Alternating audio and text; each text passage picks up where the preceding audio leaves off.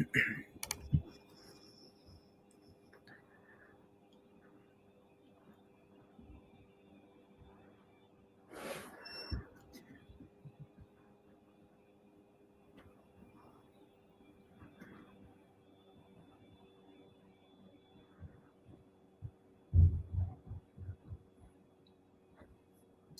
Assalamu alaikum wa rahmatullahi wa barakatuh. نحمده ونصلي على رسوله الكريم أما بعد. Jazakallahu khairan for everyone who is now logged on. We will wait for maybe a minute or so to allow more of our students and also parents to log in. As you can tell by today's title, Ready for Ramadan, it's all about preparing ourselves for Ramadan, inshallah, because this was also the sunnah of Prophet sallallahu alaihi wasallam, and also the sunnah of the companions of Prophet sallallahu alaihi wasallam, is to get ready, prepare themselves for the month of Ramadan in advance, just as we prepare for anything else. If we're going on a journey, we prepare beforehand.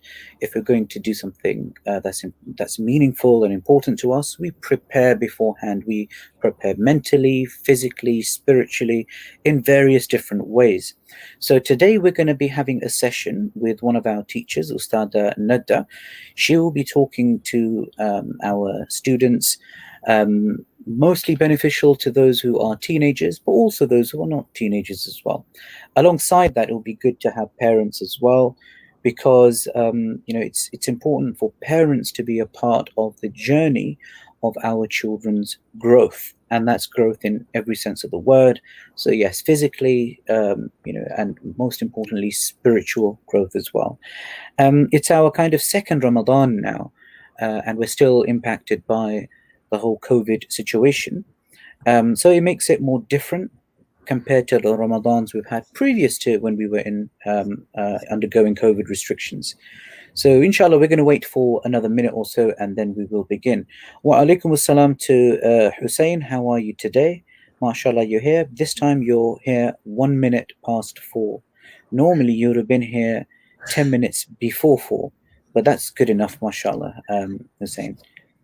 Okay, we will begin very soon, and inshallah, if you have any questions, you're more than welcome to put them up on YouTube, and inshallah, or Ustadha Nadda will respond. If you have any questions, feel free to come in. If you would like any more information about something's unclear, please do feel free to ask any questions. In terms of today's questions, we would like you to restrict them to the spiritual growth of Ramadan and being ready for Ramadan. In terms of questions about fiqh and salah and all of those, and fasting in Ramadan, inshallah, we will arrange for another session with Mufti Hilal, that you can kind of ask him fiqh related questions. So don't worry about that. We will get a chance for that. But for today, it's more about preparing for Ramadan, inshallah. So, Ustadha Nadda, I think we have given everyone enough time. You are more than welcome to start your session, inshallah. Bismillah ar-Rahman ar-Rahim. Okay. Bismillah ar-Rahman ar-Rahim. Jazakallah khairan, Ustad Hamid. Are you able to hear me clearly? Yes, we can. Right. Yes, we can. Yep. All right. Assalamu alaikum wa rahmatullahi wa barakatuh, everyone. Thank you so much for joining us. So today's talk, our online session, will be on Ramadan. And I know you can tell by the title, it says Ready for Ramadan. And we'll definitely go into that and, explore what does that even mean by that title. But just to let you know why I wanted to do this talk, and also it's more I think, Ustad, it would be better if you mute yourself, if you don't mind. I am muted as far as I'm concerned. Oh, okay. That's fine. Because I might think that you're about to ask me a question in between. No. Okay. So my online session is mainly based on how I have developed my Ramadan routine over the years. And I've had a lot of different Ramadans as well, and some have been quite productive, some haven't. And usually it's been said that when you have a productive Ramadan, your next year Ramadan, even is better than your last Ramadan. But that doesn't usually happen because of your circumstances and the kind of environment you are in, and especially the kind of environment we are in last year and this year in lockdown, COVID. So it does vary a lot. So never compare your Ramadan with your previous Ramadans. I think I used to do that a lot. And maybe for some people might benefit them, but I think with children who are growing up, because you face a lot of things which are changing in your life, your Ramadan every year changes as well. So my presentation is mainly compiled of my personal journey growing in terms of my Ramadan routine, and also one of my particular books that I read a few years back, which really helped me, and it was introduced by one of my teachers, and it's The Productive Muslim by Muhammad Faris. So if you can purchase that, I think it would be a brilliant book for you to read. Every Ramadan, I feel going back to that book and reading it, it really helps, not just for Ramadan, but also with your other daily routines and your daily jobs. So that's one of the books that you should really try and invest in and buy that. So Bismillah, let's start with our next slide. Yeah. So I wanted to discuss what we mean by when we say, "Are you ready for Ramadan?" And it usually straight away goes to the physical aspect of Ramadan. Are we praying our salah properly? How is our Quran routine? How are we in terms of socially? What our activities are on a daily basis?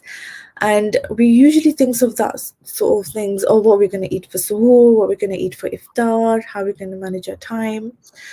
And they're all very fair points, and they are very important when it comes to Ramadan. But I think personally, for myself, when it comes to Ramadan, I used to focus on these things a lot, that I used to forget what the actual Ramadan concept means. How does it actually means when we say Ramadan? Because we have to understand that all of our actions that we do, they come back to how do we feel about them and why we're doing those actions.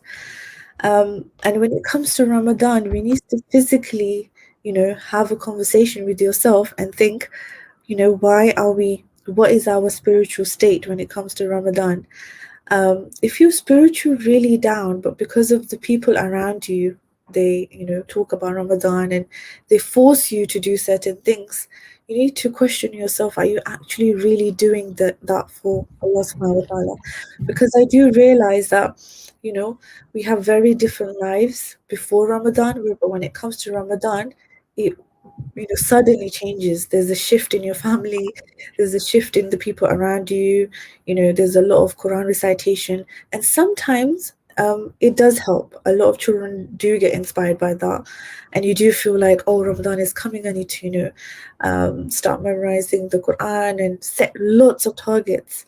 But then again, I don't think that's a very healthy kind of a start for Ramadan, because you have to think of those people who don't have those kind of routines, and they feel pressured to read the Quran, they feel pressured to pray the Salah, but they don't understand why. Sometimes we forget, and we don't actually speak or have conversations with our parents or even with our friends that why we're actually celebrating Ramadan. And we do know that we need to fast, and then over as younger children, over time think that it's really exciting. Oh, it's my first fast. Over time and time, when your age is growing and you're every year by year, that kind of excitement for Ramadan dies out slowly. So you really need to grab on to why Ramadan is special for you. And I think for myself, when it came to Ramadan, I always used to make an intention before Ramadan and used to say, how will this Ramadan in this particular year will help me? Because your Ramadan currently that you're going to go through might not be the strongest one with the next Ramadan that you do, but it might be the best Ramadan you had in this year, and it made you a stronger person in different ways, and you felt like that you did get closer to Allah. And maybe your other Ramadan might not be so good, or it might be even more better than that. But don't compare your Ramadan with that. So yeah, definitely sit down and think, why do we have Ramadan? And start off with your intention. If you think that you can read a book maybe, or watch a lecture on YouTube that might help you to get into that zone and understand spiritually why you're doing this. This 30 to 31 days of Ramadan really help you to understand why we're in this world. And sometimes we don't realize that outside of Ramadan. So in terms of your spiritual kind of state, give it priority. Yeah, so definitely focus on your prayers and your Quran. But just before, a few days before, a week before, a month before, um, sit down after prayers, or even when it's really quiet, take time out, go for a walk, and just think about, what is your spiritual state right now in Ramadan? How close are you to Allah? How much do you feel your faith is strong? Where does your faith weaken? Think of these things, and they really help when you come into Ramadan, when you're fasting. Those questions will come back and they will be answered when it comes to Ramadan. So definitely start with the intention, that whatever comes in your way in Ramadan, whether it be your challenges, or whether it might be really easy for you, because a lot of students might be no, I think students are back in for the studies, they're back to school, but for parents it might be much more easier because they're still doing online work. So in some ways it might be easier for you, but just say that this Ramadan, I'm just going to bring the best out of myself. So that's really important. And then moving on to, what does Ramadan mean? So generally Ramadan means to abstain or refrain. In the context of Ramadan, meaning abstain and refrain from food, drinking and eating. So this is what Ramadan means. And it's interesting because in our next slide, I put this basically research which is done by one of the psychologist, Roy, who actually wrote that fasting, just general fasting, so not in terms of in the context of Ramadan, but general fasting, it helps basically your ability to have a good willpower, so the ability to resist temptation, and also it gives you to think about your long-term benefits over your short-term pleasures.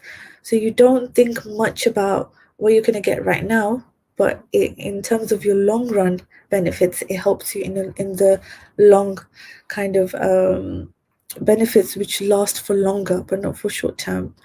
And I thought that was really interesting, because when we stop eating, and I'm sure you've heard this a lot, when we stop eating food and drink, which is, this is like a habit which we grow.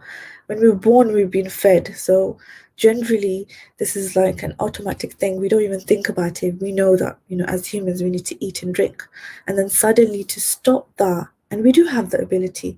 A lot of people who do fast, something which is so much of a kind of in a system with us, and we stop eating and drinking, and we are able to do that. And then we think about all of those easier habits, which we can easily let go, which are no harder than letting go of food and drink. So that really nicely links in with Ramadan, that when we stay away from food for a certain period, it really develops your internal kind of abilities in terms of having a stronger willpower, and also the ability to you know be more conscious of what you're doing. So I thought that was really interesting, and even for children, and I think it's really hard for them to think that, oh, how are we going to stay away from food? We need food because it gives us energy, it gives us focus, we can concentrate more better. How can we stay away from food and concentrate in our studies? A lot of people are preparing for exams, and it's really difficult.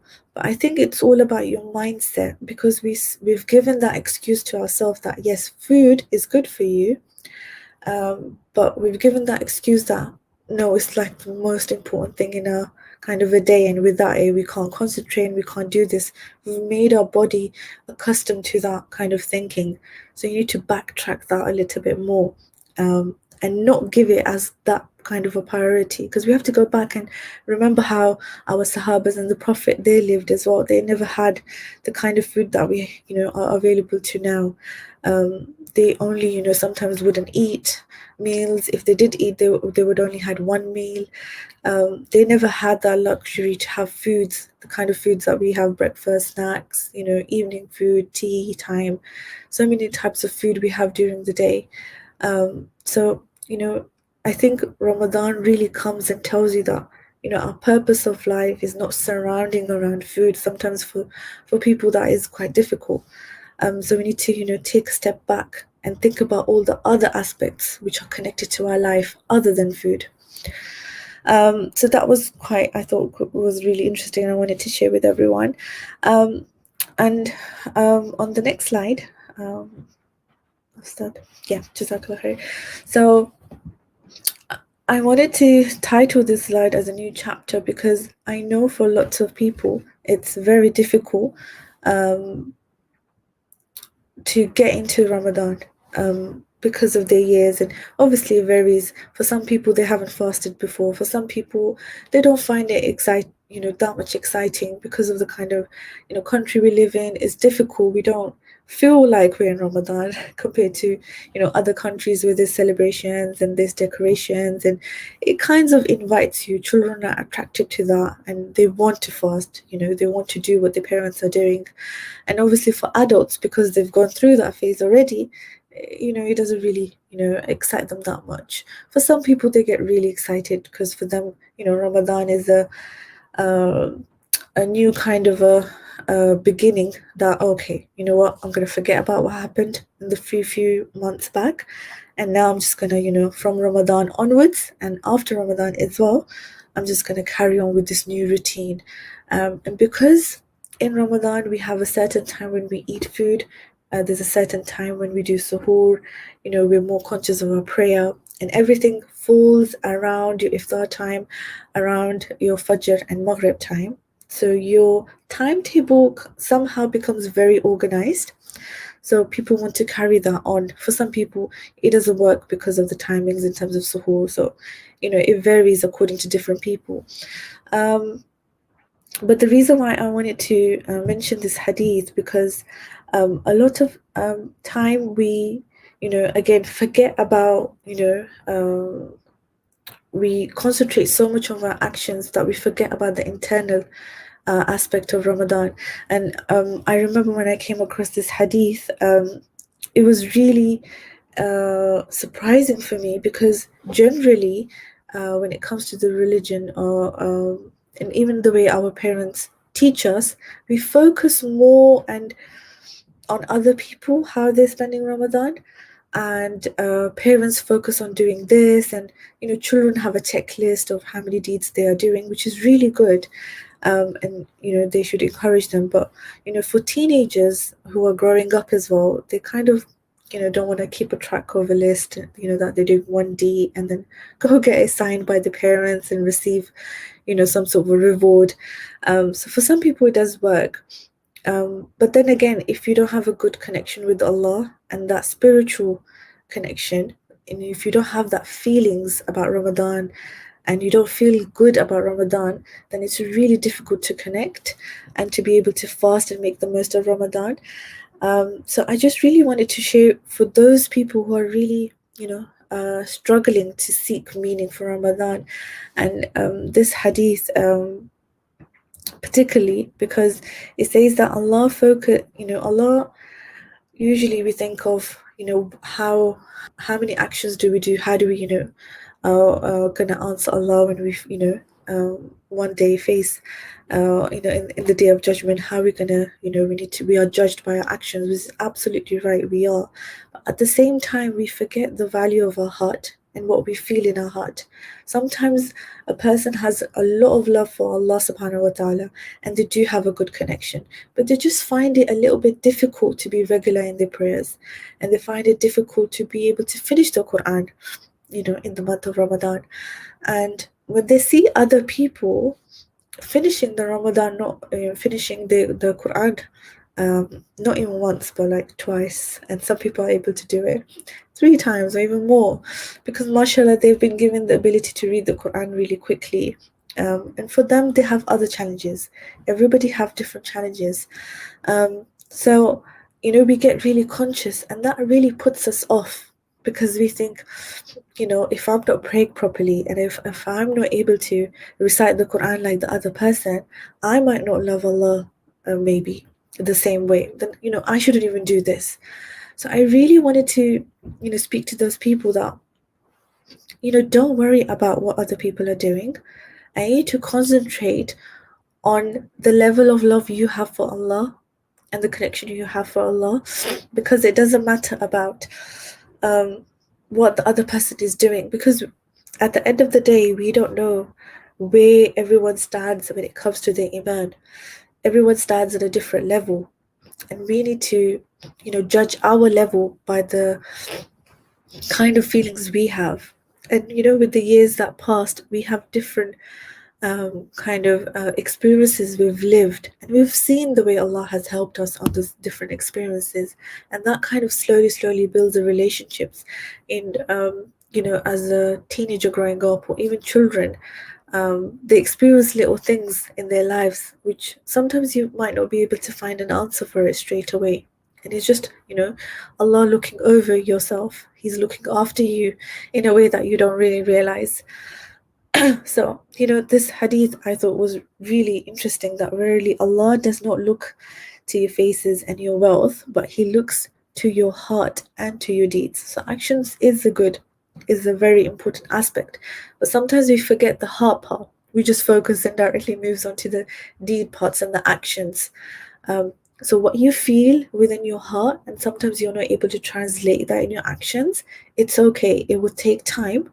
Don't pressure yourself. Don't push yourself.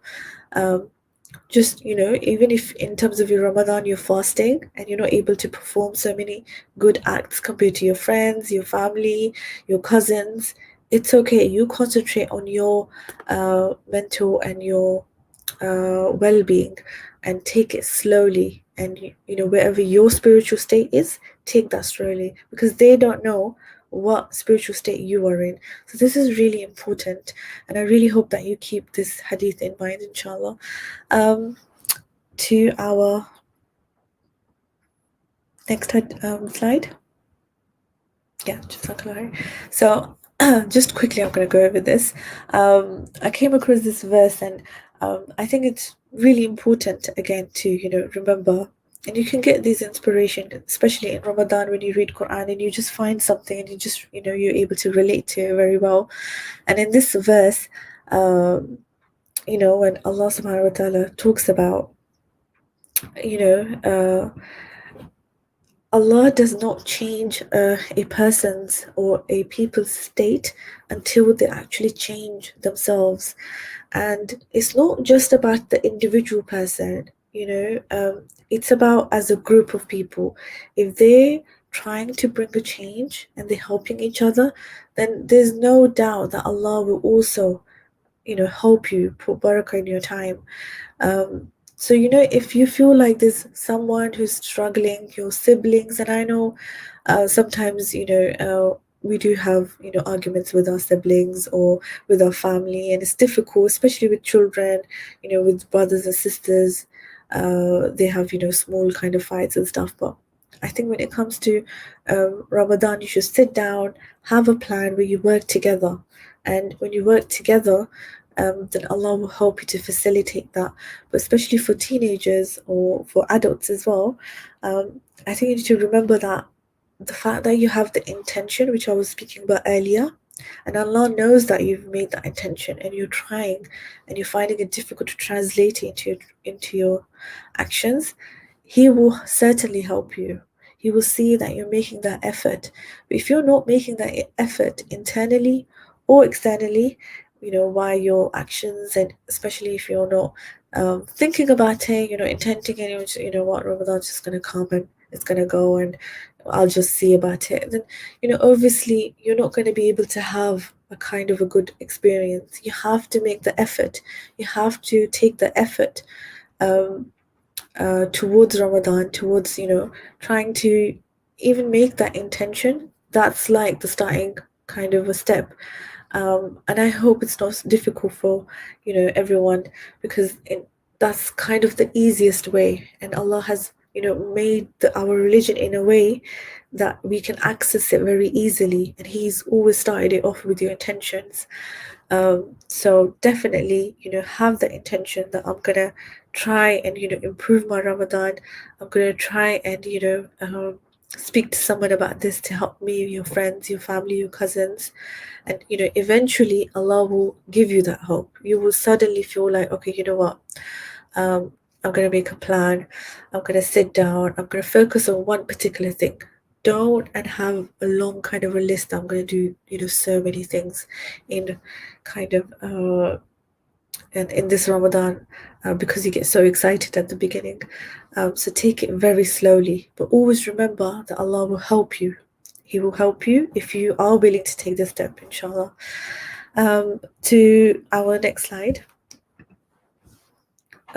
Usually we think that when it comes to Ramadan, we're fasting, we're not eating, we're not drinking. So that means we can't do any work. And I have come across lots of people who usually say that, you know what, Ustadha, I can't do my work and I'm really tired. And I do understand, because of the long routines from school, and also because of the timing difference we have here. The fasts are longer compared to other countries. So it does play a role, and I do understand.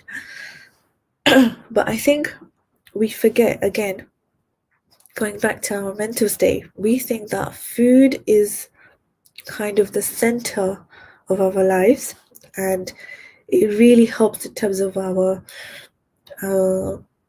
concentration and our behavior. And that's absolutely right if you have made that the center of your food. And I think even with myself, when I used to study, and I'm still studying, and when it comes to reading articles, and I have lots of articles to read for my essays, and I used to think if I have some sort of snacks and tea, it helps me to do more articles. And it was actually working, because every time I used to, feel down and I don't want to read an article because they're so long, I'll be like, okay, let me just make tea. I'm going to sit down and I'm going to finish this article. And that would actually happen. I would actually sit down, finish my articles and have tea. That would really help me. And then I realized that I've mentally given this kind of I've put this in myself that if I don't have tea or if I don't have snacks with me when I'm doing my articles or my reading, I won't be able to concentrate. And then I proved myself wrong, because I spent so many months, I think from last year to this year, I stopped doing that completely. I stopped drinking tea, stopped having snacks when I'm doing my reading. And at the beginning, it was extremely difficult. For like 2 weeks, it was really difficult, because mentally, my brain was telling me that I need to go and grab a cup of tea. And if I don't do that, I won't be able to take in the information. But I had to retrain my brain, because I had put that habit myself within my brain. It was forcing me actively to get up and go. So, I really wanted to put this very logically for you. You need to really understand that sometimes we think, oh no, because my iman is not that strong, and our environment is difficult, and that's why we don't do well in Ramadan. But it's actually the way we think and the way we have accustomed ourselves and our routine, which has a major impact on our productivity generally. And then obviously when it comes to fasting, we think if we're not eating food and drink, if we're not drinking, then that's it. We can't do anything, we can't function. But that, is necessarily not true. And I really hope you realize that if you be really conscious this Ramadan and see that, yes, the first week will be extremely difficult for you because your brain and your body is not accustomed to that. You're not accustomed to not eating and then doing, having the same kind of routine. So your body will take time to adjust to that. But this is how we've made ourselves. This is how we made our routine. So once I've told myself that I'm not going to have it, I'm not going to have tea, and I'm just going to read my articles, that slowly improved. And to the point that now I don't need to have anything with me. I can just concentrate and just read my articles after one other every single day, and I don't have to have something because I wanted to reduce the amount of eating I was doing while I was reading articles, and that actually helped. Your brain will trigger you, tell you, no, you need to go. And I will talk about, the actual how habits are formed and how they, impact you. But just I wanted to clarify this, that, when you don't eat, you become very kind of conscious and you have this sense of purpose and responsibility, because consciously you're automatically doing this kind of a task, which is at the back of your head. You're doing something. You're not just spending a day without not having a purpose to it. You know that you've started your day by fasting, and you're going to end it with iftar by completing your fast and opening your fast. And that whole process is it gives you a kind of responsibility. And it's like it keeps you somehow on your toes, because at the back of your mind, you're doing something, you're in a process. And this literally makes you take out certain kind of decisions that you're going to make during that day.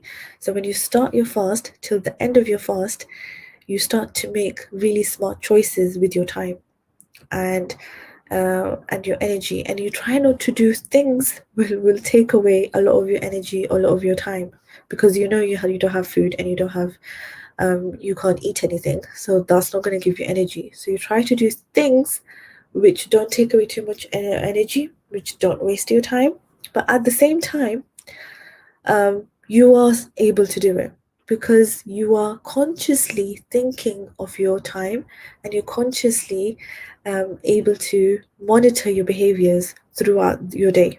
So that, and you automatically, if you just realize, if you do that outside of Ramadan, you would be super productive in terms of your routine. So just in Ramadan, having this one major factor taken away from your life where you're not eating, and you're able to make such kind of major decisions because you know that you can't do that option, but it's okay, I'm going to take an alternative. And then again, it's easier to break habits because you've just told yourself that you're not going to eat food, which is kind of so important to you. You're not going to have that. So just imagine, for example, if you're watching kind of too much TV after school, and you feel like that takes away 2 hours, 3 hours. You're having games night with your friends, and that takes away a few hours. And then you realize that, this is not that hard compared to when it comes to eating. So if I can do that, why can't I do that? But because we've set that in our routine, it becomes harder. So that task might not be hard to refrain from or to reduce, but because we've put that in our routine and we're doing it every single day, it becomes harder. And also because usually when we want to change a habit, we suddenly think that we need to let go of it, which is, I think, it's the wrong approach, because it sends the alert to your brain and it tells you, no, you can't do that because you're giving so much time to that kind of particular habit. How can you suddenly take it away from your routine? So I think take it very slowly and maybe reduce it. So if you're spending 2 hours with your games, spend 1 hour. After school, if you have you spend watching too much TV, reduce that to 1 hour. If you're watching for 2 hours, if you're using too much screen time, with lockdown, there's so much, we're watching movies, we're going on Netflix, we have Amazon Prime, we have WhatsApp. There's so much stuff that keeps us entertained. And we feel like because we're in lockdown and we can't access it physically, we need to access it via these technologies. And it's because our brain, our routine is accustomed to that we find replacement like this. But we need to tell us that no, we don't need that kind of replacement. If we can't access it, it's fine. We're just gonna do something else, which is more beneficial. But then again, it's very difficult because it's when your friends are doing it and you're in that environment, it's difficult to break away from all of that environment. So then again, you have to think that why am I doing this? And coming back to the last point, easier to break habits. Fasting helps to reduce wasting time because we know our energy is going to go, so we avoid that. We don't have too many breaks in between. Usually, when we don't fast, we have breakfast that takes, for some people, takes maybe an hour, 30 minutes. Some people can do it quicker. Then they have lunch. Then they have another break in between, snack break. Then they have something in the afternoon. And you just realize in the day that we spend so much time around our food because it makes us happy. Generally, when you eat, it makes you happy. You feel relaxed. You feel like, it just makes you, feel good. Usually, if you don't have a good day, you have a bad day or something, and you just eat something, it just gives you that quick reward, and you want to seek that. So if you kind of take that away from your routine, then it just makes it harder. But when you fast, you realize that when you take away all of those smaller times and breaks, you have so much more time to do other things. And coming back to the last point of healing, I found that in the book, in The Productive Muslim, and I found it really interesting how, when it comes to fasting, we realize how many health problems we have because of the kind of diet we have in our family, in our routine.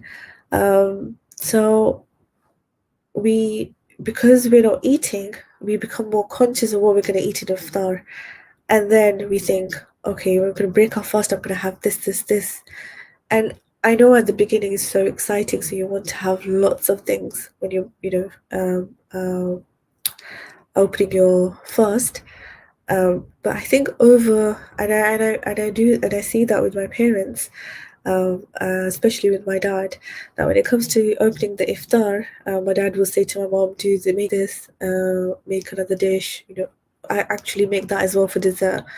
And then when it comes to the opening fast, my dad can hardly have all of that. He'll just have one kind of a dish. And then after a week, my dad would tell my mom, that let's just stick to one dish, because, he realizes that after that 1 week that he experimented, there's only so much food you can eat. So we become more conscious of our food. Then we think, okay, yeah, we're not going to have too much oily. We're going to have a little bit more healthier food because we want to stay active because we need to pray salah. And you become so conscious of your food. And when you become conscious of your food, that automatically becomes a healing mechanism for you. You realize that that whatever we eat has such an impact, afterwards, that you think, if during the day outside of Ramadan, if I had been a little bit more conscious of what I was eating, that would have made my day so much more productive and so much more fulfilling. So then again, it's just the way how we look at certain things and our point of view. If we just make that shift in our mind, it really goes a long way. So those were like the few things that I wanted to highlight.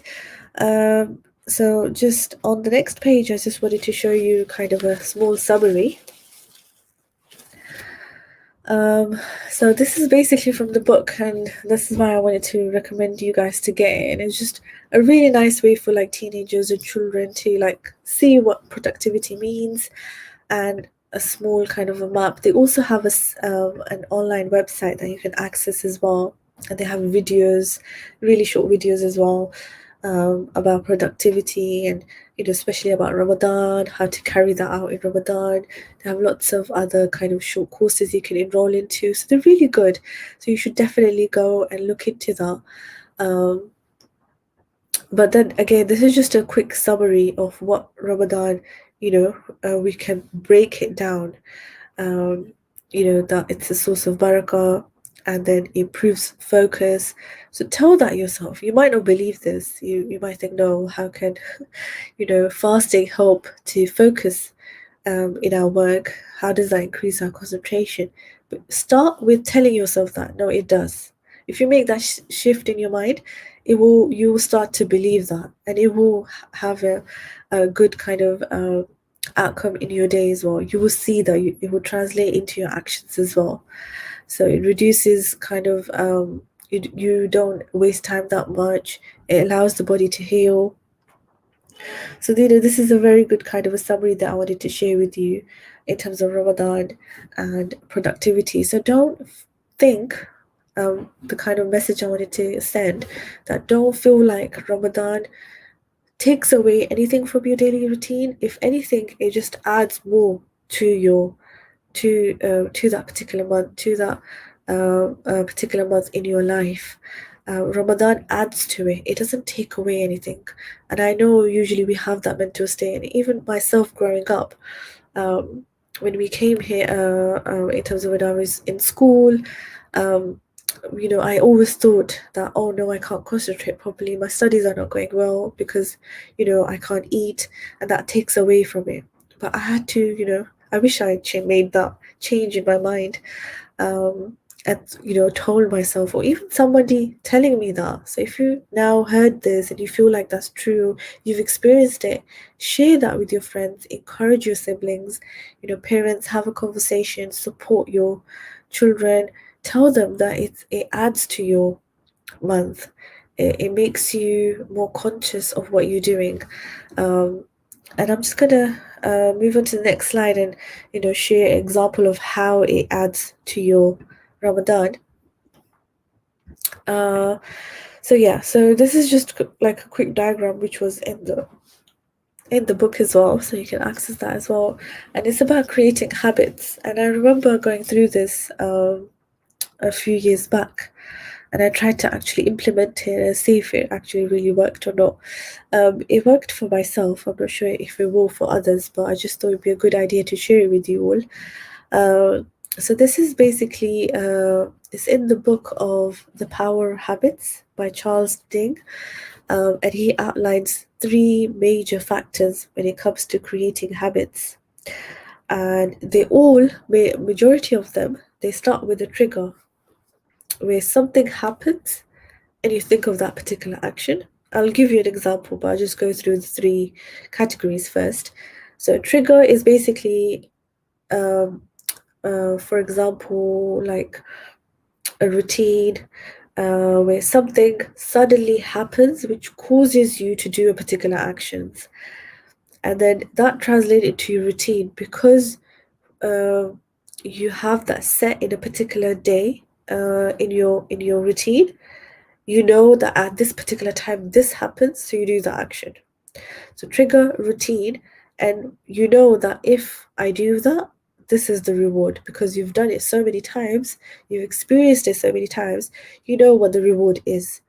So that just then slowly, so first you consciously do that because you know what the reward is, you know when to do it. So you know this is what I'm going to do, and because of that I'm going to do the action, and this is the reward I'm going to get in the end. You consciously do that at the beginning, and then it just becomes a habit where you just do it again and again without even consciously thinking about it. So for example, you come back from school, you're tired. For adults that come back from from work, or even after you've been online, it's just too much for you, screen time and stuff, so you want to come off that and do something different. And usually for children is watching, I'm just going to use the examples of my niece and nephews.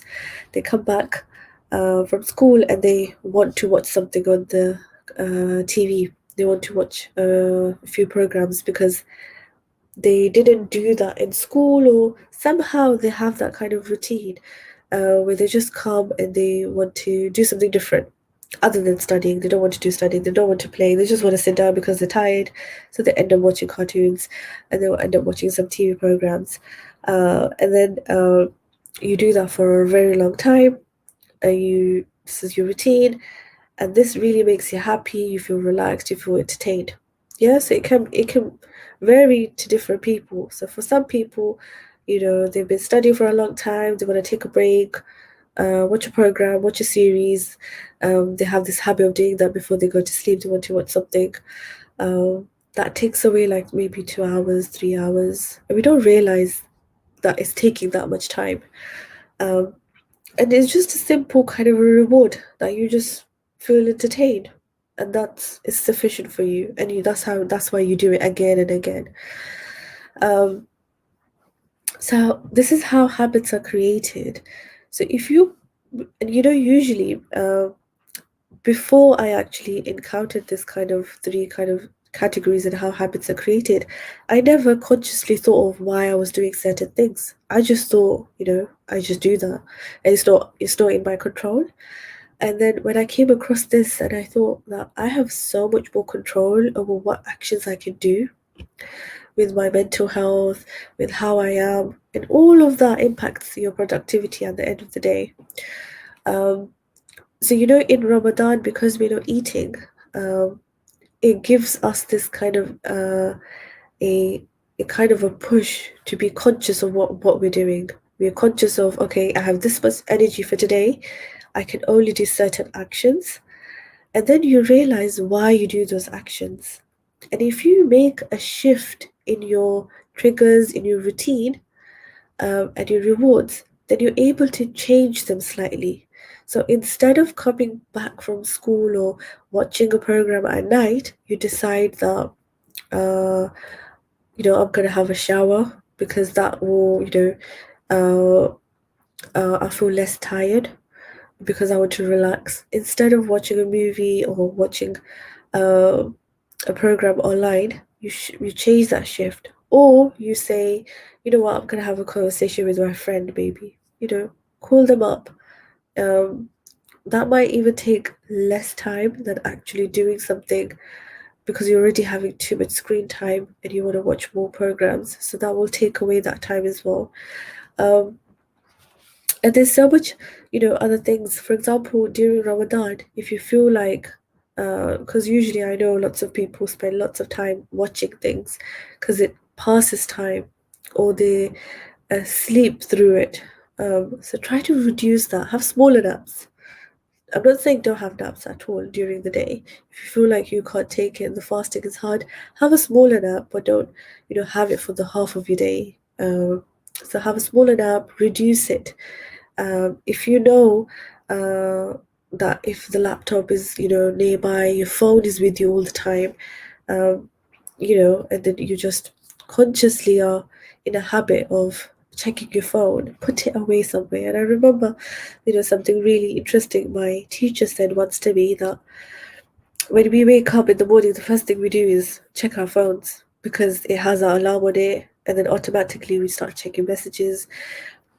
It's not a bad way to start your day, but still have, other ways of waking up. You don't have to put the alarm in your phone.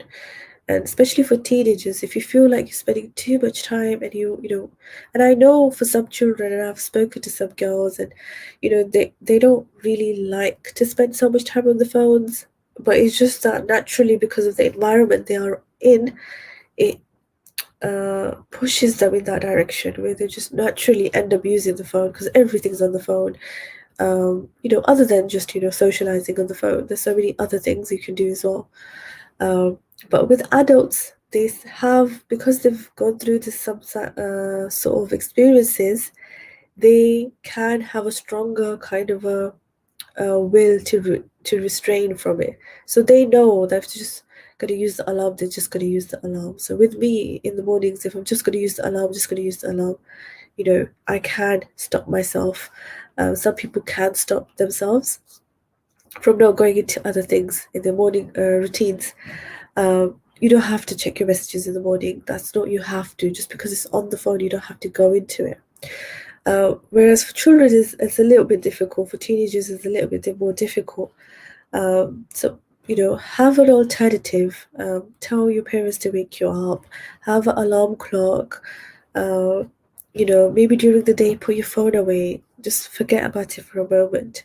And then you realize how much more you have in terms of your routine. So make the most of your time you have right now, because with time that will be taken away from you. So right now you have the time. Don't waste on it too much on technology. Try to refrain from it. So those were like the three kind of creating habits, and it's interesting because when you create new habits, it takes around 30 days to form them. So if you do it consistently for 30 days, it basically forms a habit. And it's so interesting because the whole month of Ramadan is for 30 to 31 days. And if you just adopt one new habit where you try to do it, you're like, okay, after Asr prayer, I have this time. So that's your trigger. So after Asr, I am going to sit down for 10 to 15 minutes. And that will incorporate in your routine. And your reward is that you're going to have one, maybe, you can set a reward for yourself where for children you can, give them some sort of, actually I will talk about the rewards at the end, but some sort of a reward for yourself where you give, maybe I'm going to have a nap after, um, I'm going to give myself this time, or I'm going to sleep early. I'm going to have this particular food today in my iftar. So setting yourself smaller kind of rewards. And just the fact of completing a task is a reward in itself, that you've completed a task and you feel good about yourself that you've achieved something. So, for teenagers, that might be kind of a reward for yourself as well. So I thought that was really interesting that with how we form habits, if we consciously think about that, and because Ramadan comes, everybody starts to do so many things, because this is the kind of a period where you have enough time to do something consistently and able to carry that out after Ramadan as well. So I think that's why the pressure is a lot and everybody wants to do something. And sometimes they start doing too much and then they lose energy at the beginning of Ramadan, and then that doesn't really go well till the middle, and then towards the end they might pick it up because of the last 10 nights. So you need to be really conscious of why you're doing things. Question yourself why you're doing it. So yeah, I think it would be really good if you have one habit that you want to do. So one habit that you want to try and break. So if you're going to do this particular action, or you're going to go somewhere at this particular time, you're going to do that habit. Try avoid it. Avoid that kind of a route, that routine that might help to break the habit. And if you want to create new habit, then try to have one kind of a good habit that you want to do. So I'll talk about the kind of activities you can do, and I'll tell you how you can actually try and do that in Ramadan. But stick to one. I would really request that you stick to one particular habit you want to do. Just focus on that and try to carry that out outside of Ramadan. You just use Ramadan as kind of a template for yourself. Like, when you have templates, they help you at the beginning, but then after a few kind of weeks, you stop using that template because you're so used to it, you know how to do it. So Ramadan, use that as a platform where you do one particular task for yourself, for your own growth. You focus on that, and Ramadan is basically where you develop it. Yeah, don't think that you're gonna be able to master that just in Ramadan. No, focus on it in Ramadan, develop it. You might not be able to carry it out. You might feel demotivated, then you feel motivated again. Keep your best at it. Try to do it at the beginning of Ramadan till the end of Ramadan, and then push it outside Ramadan. So even if you're not in Ramadan, you still do that same kind of action again and again. So again, with our next slide, I have put a kind of a quick summary of the developing productive habits. So it's just basically diagrams of how that all works. How can you do it? And it's just a really nice quick summary of everything. So this is, something I think will be really, useful for teenagers to consciously think about why you do certain things. Because I know at that age and stuff, you question anyway. So you should be questioning about why you do certain things, your routine, and, try to discipline yourself, have a certain routine and know why you're doing it. It's really important. Don't just do something for the sake of it because your friends are doing it, because someone's doing it, and you feel, you feel pressured to do it. Do things that you feel it will help you as a person. Any questions, Ustad, so far? Yep. Can you hear me, Ustadha? Yes, I can. Yeah. Okay, so we've got a few questions that have come up. How much more do you have left, so we can maybe leave the questions till the end, or? I have 3 more slides. Okay, so one of the questions that came up, which I found interesting, and it's from Mustafa Jamal, who I believe is a student at our madrasa, but you can correct me if you're not. Question is, why do we need to get ready for Ramadan? You just need to fast and be more strict. That's from Mustafa Jamal. Okay. And there's another question from, you can answer them together, from Mir Mudassir Ali, who's also known as Philosopher MMA. He said, I cannot break my fast without samosas. Yes. So, yeah, so those two questions are there. Okay, so I think the first one was, and I understand why you're saying that, because I think as a young child, you feel really excited and you think it's very straightforward. But over time, and I hope it doesn't happen to you. I hope that it is easy for you every time you come for Ramadan. We try to take a picture of all the different kind of people, and everyone has a different ability. For some people, they're not prepared for Ramadan because it's a big kind of a shift in the timetable. They don't have a timetable where they able to concentrate really well without food. Also managing Quran recitation and fasting, people find that very difficult. And when I was a young person, I thought that it's easy for everyone because Ramadan is hard, but I enjoy it, so everybody enjoys it. But that's not how things work. Not everyone enjoys it. Some people find it difficult to do it, and we don't know what kind of situations they are in. Some people don't even have food to open their fast, so that's another kind of an issue. So it's really difficult. So it depends where you are. I think for you it might be quite straightforward. That you just fast, and we don't need to prepare anything. But it has a very kind of impact, and obviously because of our Sahabas and the Prophet ﷺ, they used to prepare well in advance. I mean, a week before is nothing. They used to prepare months before. They used to prepare straight after the first Ramadan. The Ramadan they used to spend. They start after that used to finish. They used to start thinking about the next Ramadan straight away. After the Ramadan they've just had, what they're gonna do in the next Ramadan, because Ramadan comes with so much blessings that sometimes we don't realize, and we want to make the most of it. It's not just any other month, it's a very special month, so we want to make the most of it. So in that kind of a terms, we want to prepare and do our best. So I hope that answers your questions, Mustafa. I think the second question was about, what's that? The second question was about samosas, that Oh, Mudassir Ali cannot open fast unless there's samosas there. what do you think about that, Ustad? Me, well, I think if you look at different cultures, so I think what Mir Mudassir Ali is saying is, for the Asians, samosa is what for the Arabs is dates. So maybe we can take that argument, and Mir Mudassir Ali, you can continue in what you're doing. But obviously, the Sunnah of Prophet Sallallahu Alaihi Wasallam is dates, so consider that as well. Yep. Yeah. I'm sure Mudassir does that. I'm just kidding Yeah. with Mudassir, inshallah. Okay. I think we're just accustomed to having certain dishes in our iftar, and that what makes our iftar very special. So I do understand that.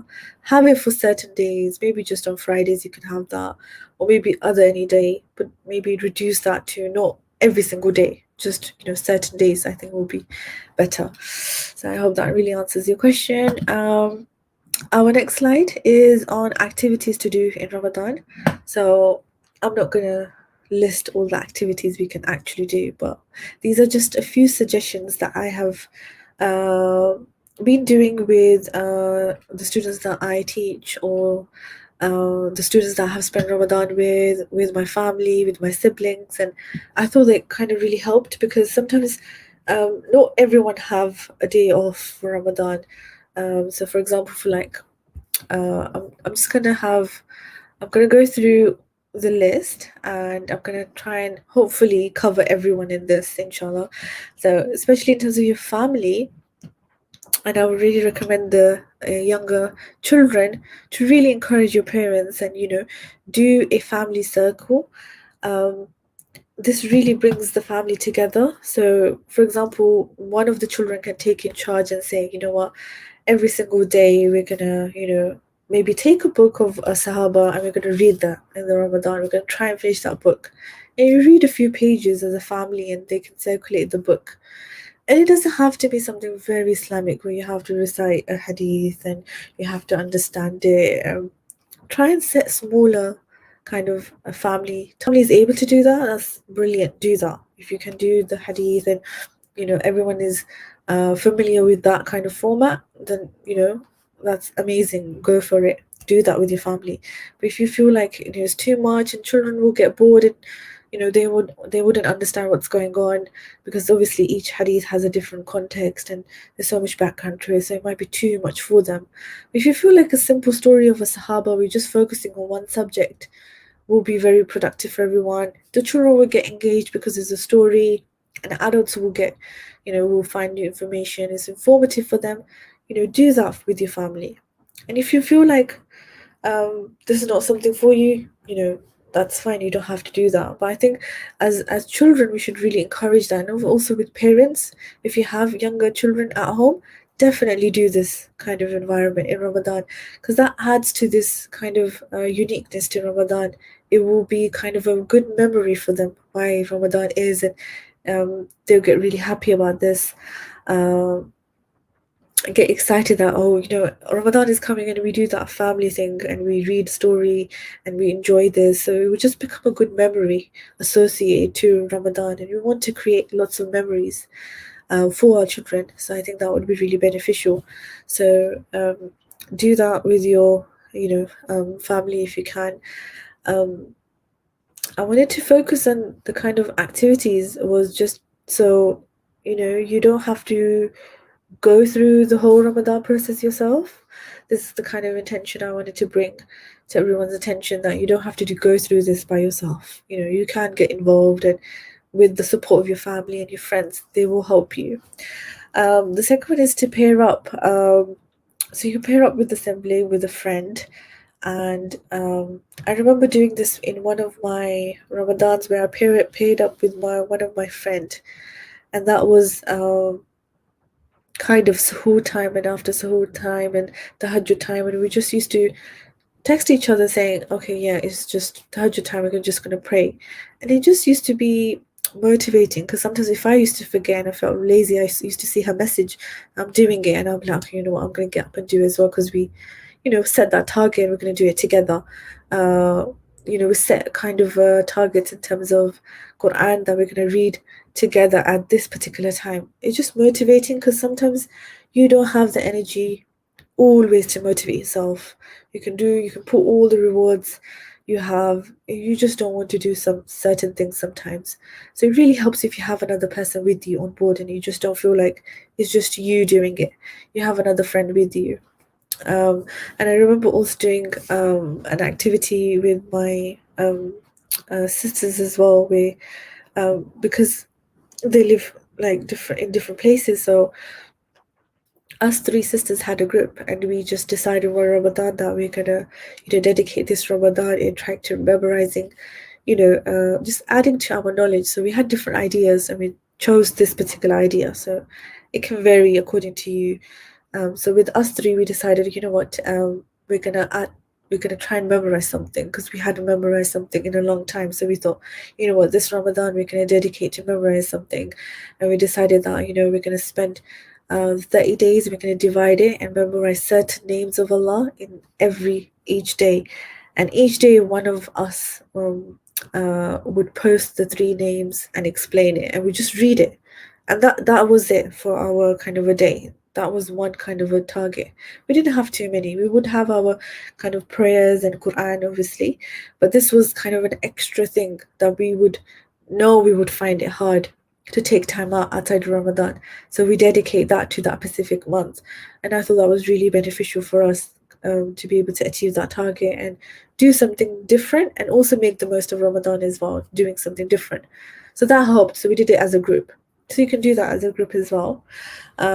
If you feel like you want to sign up for a session and you feel engaged when there's kind of inspiration talks, and I remember in our last Ramadan, one of the mosques, they did a tafsir session, and I think this Ramadan of Fatima Elizabeth is also doing a tafsir session where we're going to memorize, do summaries of the chapters of the Quran, every juz, just before iftar.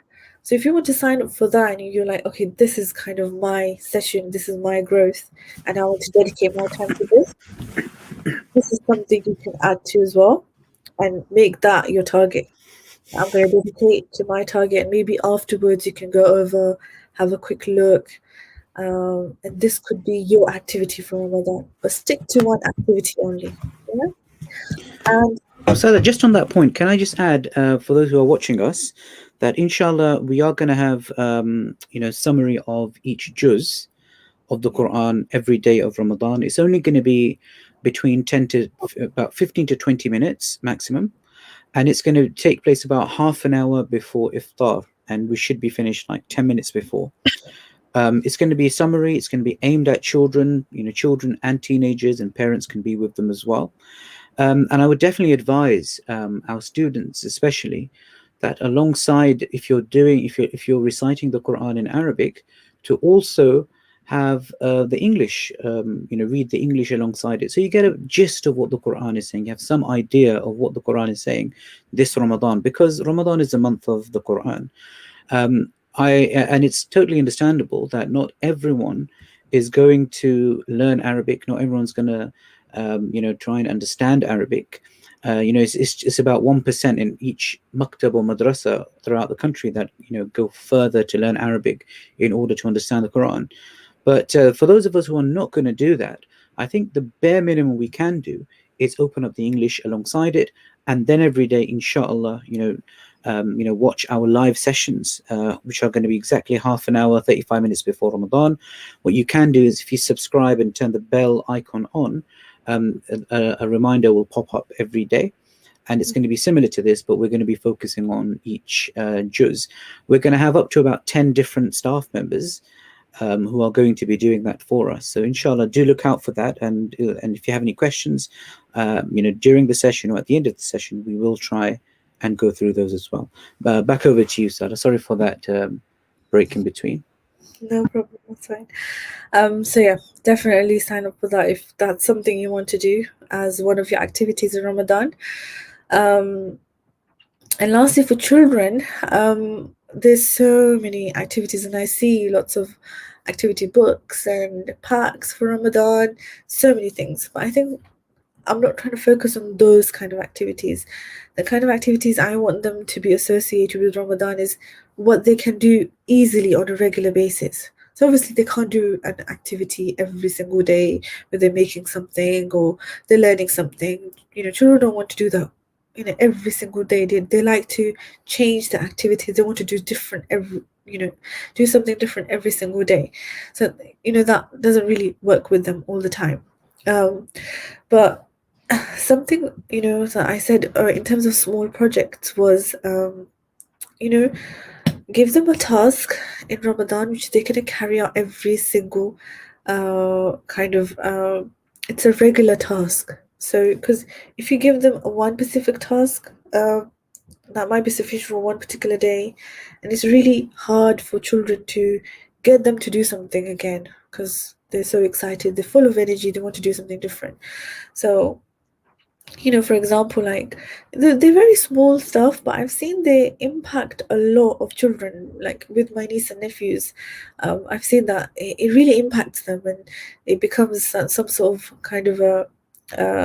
They engage with it a lot, and it's associated with Ramadan. They know when it comes to Ramadan, this is what I do. They feel sense of responsibility.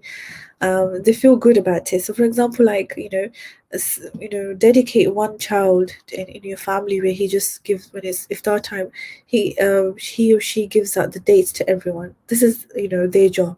So you just tell them when it's about iftar time, uh, this is your job. You're gonna go and get the dates, and you're gonna give them to everyone. It really makes them happy. And I know they're very small tasks, but definitely have a go, and it makes a difference.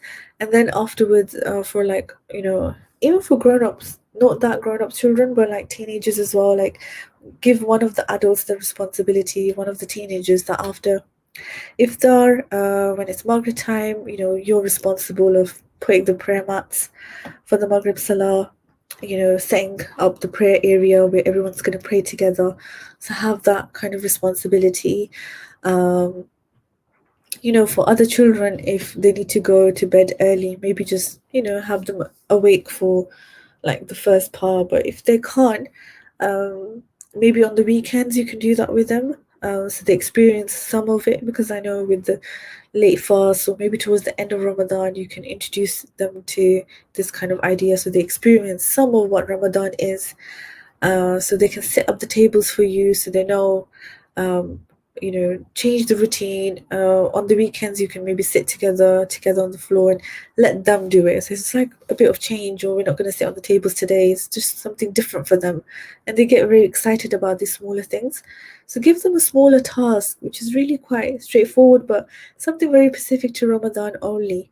And that really engages them. It brings happiness to them that they're doing something. They've been entrusted to do a job, a task from our parents, and that becomes part of the Ramadan.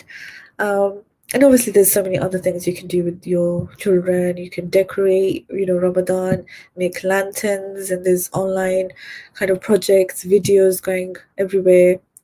Even on our website as well, you'll see resources, kind of pages where we have Ramadan related activities, and I'm sure in Islamic studies lesson your teachers have told you what to do. So there's lots of things you can do, but these were some kind of responsibilities, something different you can kind of allocate to your children, and I hope they are beneficial, inshallah. So just quickly before we run out of time, how much time do we have, Ustad?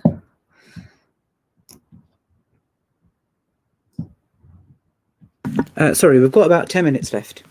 Okay, so just in terms of challenges, at the beginning of Ramadan, you will definitely you'll find it very difficult in terms of your sleep routine, because you're waking up for suhoor, and if you don't have that habit of waking up around Fajr time, so that will be challenging for you. And if you're fasting, to be able to eat that particular time will be difficult. So all of these things that I've listed down will be there at the beginning. So they will be hard, but you need to try and remember that you can overcome these things. And I think that the point that I really wanted to focus on was the lack of nutrition, and that has an impact on your tiredness, on your laziness, on your sleep. So whatever you eat in iftar has an impact on your throughout your day.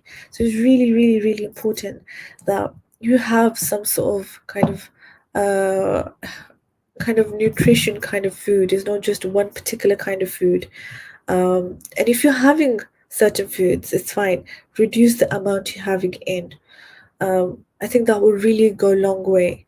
And have those special days in Ramadan where you want to eat something.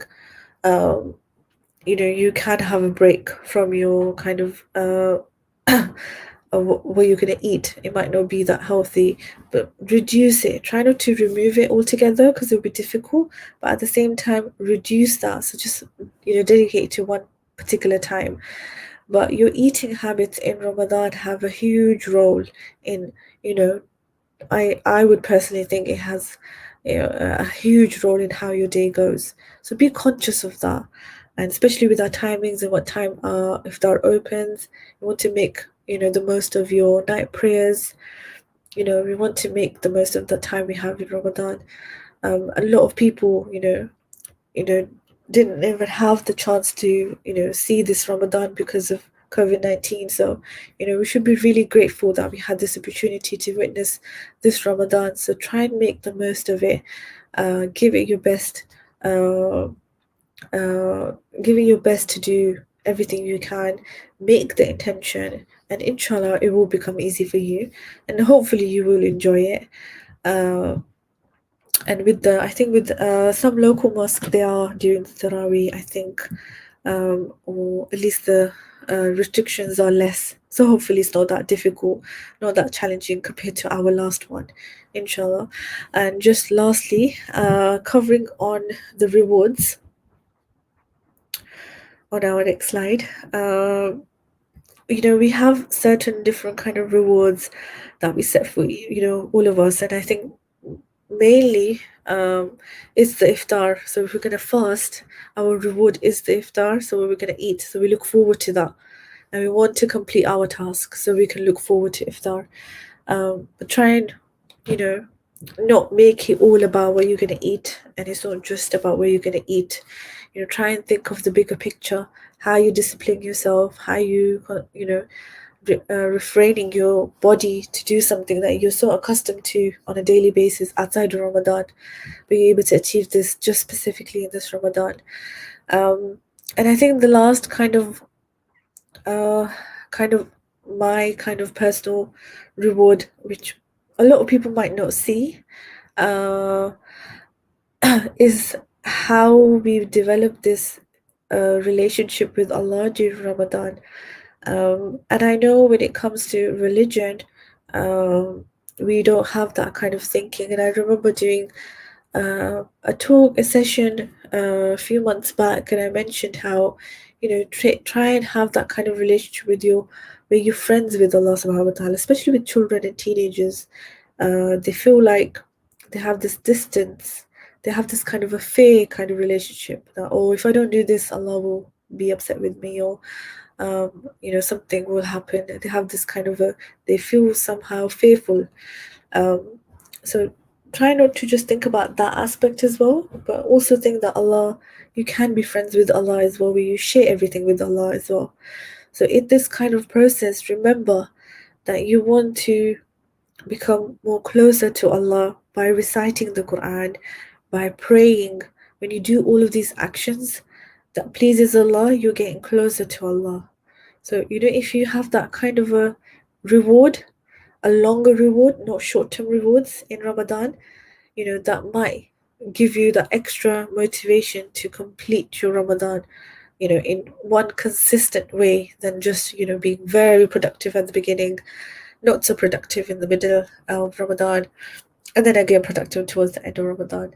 So, if you have a longer reward where you're thinking that, by the end of Ramadan, I will come out of this Ramadan a little bit more stronger, a little bit more consistent with my habits in terms of reciting the Quran or praying, and just being more conscious of my actions and how I am in terms of with other people, then I think it will be more of a motivation to do well in your Ramadan, and that will be a kind of it will push you to carry it out outside Ramadan as well. You'll be able to carry this out, and it will help you to not just focus on short-term rewards, because if you just focus on that, as soon as Ramadan finishes, we kind of feel a kind of distance where we stop doing a lot of good actions that we were doing, and we become so accustomed to our routines that we forget our spiritual state, and our spiritual state goes back to the way it was before. So, remember that all of this impacts how you are with other people as well. So the more stronger faith you have, the more stronger relationship you have with Allah, the more stronger you are as a person, and you're able to carry out more duties. You're able to explore your abilities. You find so much more about yourself. You're able to achieve lots of good things as well. So they have a major kind of impact on your life.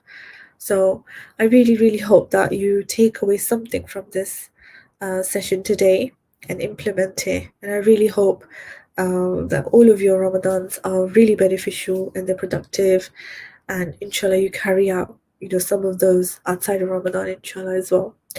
But Jazakallah khairan for listening. And if you want to have access to the slides, we can inshallah put it up on the website as well. Inshallah. Okay. Just a few questions that we've got and a few reflections from some of the students. I thought I'll just bring them up if that's okay. Okay, so we've got Fizza, who is saying, so just by the way, those of you who are asking me for the link to the Productive Muslim, I have put that up on the live comment, so it should be there. So if you click on it, it'll take you to the Amazon page where you can buy that for yourselves and benefit from that. Fizza is saying, this year, me and my friends have set so many targets. Number one, we are going to go through all the Seerah sessions that Ustadh Hamid has posted. Number two, we are going to try and learn all the 99 names of Allah. Okay. So that's fantastic. Well done for that, Fizza. Okay. And then there's a question from Juwaria. She's saying, Assalamu alaikum, Ustadha. It's Juwaria. I have a question. Do new Muslims have to be on point with their fasting, or could they go easy? Easy in terms of? Good question. So, Juwaria, if you could maybe expand on what you mean by that. I think. Yeah, go for it, Sarah. Go for it. Yeah. I think she may have meant that do you have to do this kind of set routine that you have to do. But just to clarify, in terms of fasting, you have to fast. There's no kind of different. There's no ease, so you have to fast. So there's no other way around to it. But other than that, in terms of what you can do in Ramadan, in terms of your fasting, you have to pray extra. If that's difficult for new Muslims, then no, you don't. Take it slowly. Just focus on your 5 daily prayers. If reading the Arabic text is difficult, just focus on the translation. So in that terms, you can take alternatives. In terms of your fasting, that still remains the same, I think, isn't it, Ustad? Yep. So, okay, good. Yeah. There are some of you on Facebook. I just had a look at your comments. You're asking for a website. You haven't responded to what you mean by that. So I'm assuming it's the website for where our daily things are taking place. So what I'll do, I'll quickly share my screen and quickly show you all where to access all the things we have been talking about. So you should be able to see my screen. Can you see my screen, Ustadha Nadda? Yes, I can understand. Yeah. So, so this is Al Madrasa's website, Fatima Elizabeth Frontistery. So just to let you know where you can access everything, and just to also add that if you want to be reminded daily of when we are live, just make sure you subscribe to our channel and click the bell icon for all notifications. That way you'll be notified about half an hour before we begin, or at least when we are beginning. And it's going to be half an hour to 35 minutes before iftar. Okay, this is our website, just to let you know. First of all, if any of you are deciding to kind of rectify your tajweed, or if you wanted to start the qaida, here are 2 pages. So one is the complete qaida, one is the complete rules of tajweed. You can click on either one of those if you're hoping to rectify your makharij, rectify the very basics of Arabic. You can click on this, and there is a page for almost every page of the qaida with Ustad Muhyiddin working through those. Similarly, with tajweed, we've got our tajweed book in madrasa. And if you want to learn the tajweed rules and how to apply them and what it sounds like when it's applied correctly, you can click on this kind of icon here, and it will take you to that page where there's a focus on tajweed rules and practices. Okay, so that's that for tajweed. Moving on, So those of you who are asking about Seerah, want to focus on Seerah, if you click on this page, that will take you to our dedicated Seerah page. And that's where you'll find all our previous Seerah lessons. I believe there's about 25 of them, so you can access all of them here. You can click on them or click on the actual title, and it will open up in the YouTube section. Okay, so it goes all the way to 25. Okay, this Monday coming is the last Seerah session before Ramadan. And that's because we are going to be focusing on the Quran during Ramadan. So we won't have the regular Seerah sessions. We may have bonus Seerah sessions, but it will be ad hoc. It's not going to be a weekly thing, because we will be having daily Ramadathon or Juz summaries. Okay. Also, just to let you know, if you see this button here, the Seerah session resources, if you click on that, it will open up on the page where you can have access to all the presentations I've done so far in PDF and benefit from those. Secondly, this icon here, the Ramadathon 2021, if you click on that, all of the daily Juz summaries will be uploaded here. So if you can see where it says chapter 1, chapter 2, chapter 3, the videos will appear here and the page will increase as we go along, inshallah. If any parents and students are here, if you go on the same page on our website, you can download this kind of checklist where you're doing a daily reading of the Quran. All the details are there, so I'm not going to go through it. But also there's a new section for making sure that you've watched the daily reflections as well. And the idea of this is to get you a bit more closer to the Quran than you usually would have been. Okay, so that's just one thing I wanted to add. Are there any more questions about anything else? And we can kind of take it from there.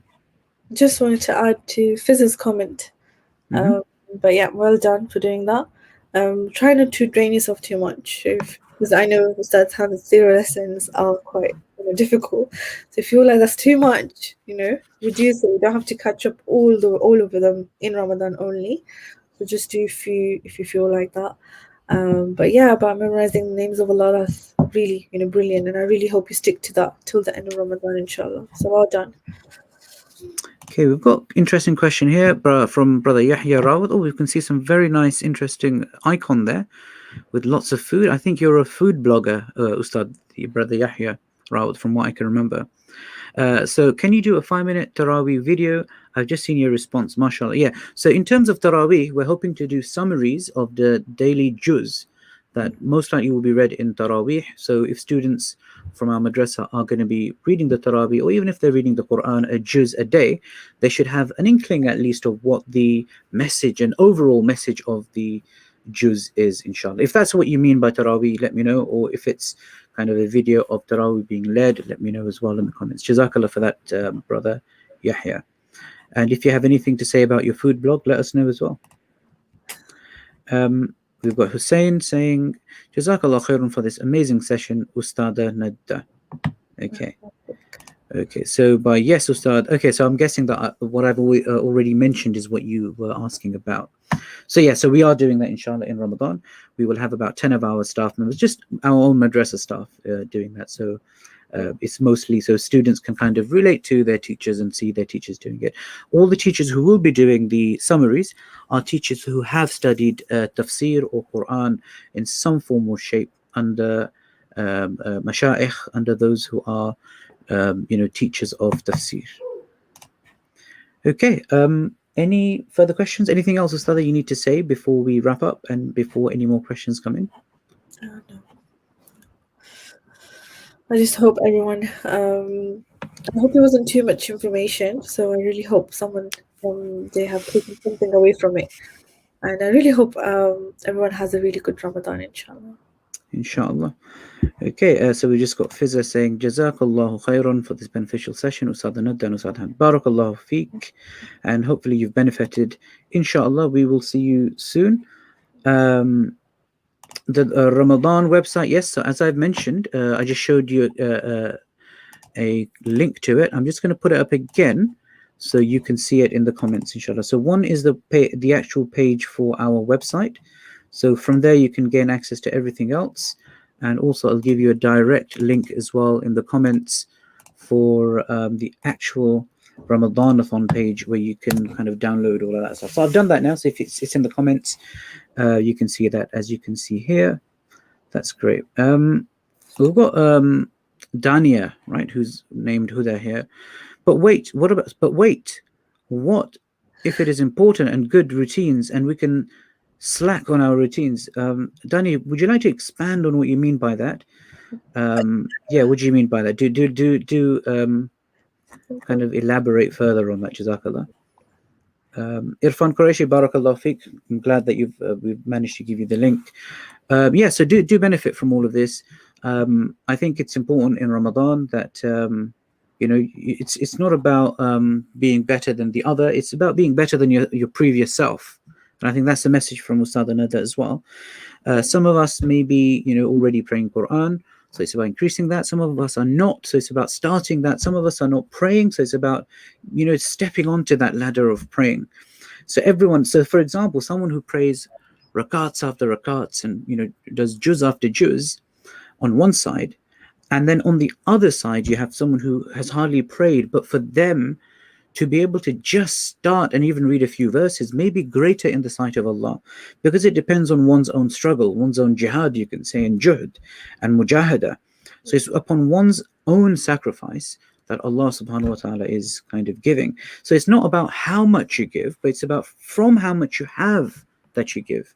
And that also goes for charity as well. So I think we can kind of end up there. If it's if it's important routine. Sorry, Dania, I still am a bit unsure. But maybe what we can do is when we go back to madrasa, we can ask you live and you can tell us in response. And just to let all our students know, inshallah, we're hoping and trying our best to be back in madrasa in June. But before that, hope you rest in these 2 holidays and we'll be back for Ramadan. So our madrasa continues online during Ramadan. Make sure you download those charts for signing in for all this, juz that you're doing every day, all the reading you're doing every day. Make sure you show it to your teachers during your tajweed sessions as well. I think just to quickly point out what Dania might be saying, okay, it's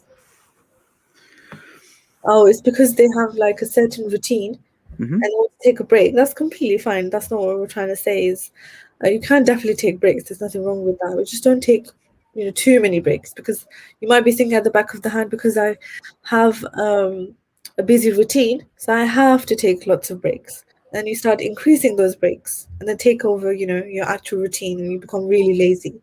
You just be conscious of how you manage and balance it. So if you have important tasks and you're really busy, that's fine. You want to take away a break from that, that's completely fine, because obviously if you're going to take a break, then you're going to go back to those tasks. But don't go into those kind of breaks too much. So try to balance it out. I hope that answers your questions. Okay, I think we've gone just slightly over time. Dania saying makes sense, which is great. Great news, Dania. I'm glad we were able to get to the bottom of it, mashallah. Okay, so jazakallahu khairan, subhanallah bihamdi, subhanakallahumma wa bihamdika, ashhadu an la ilaha illa anta astaghfiruka wa atubu ilayk. Assalamu alaikum wa rahmatullahi wa barakatuh.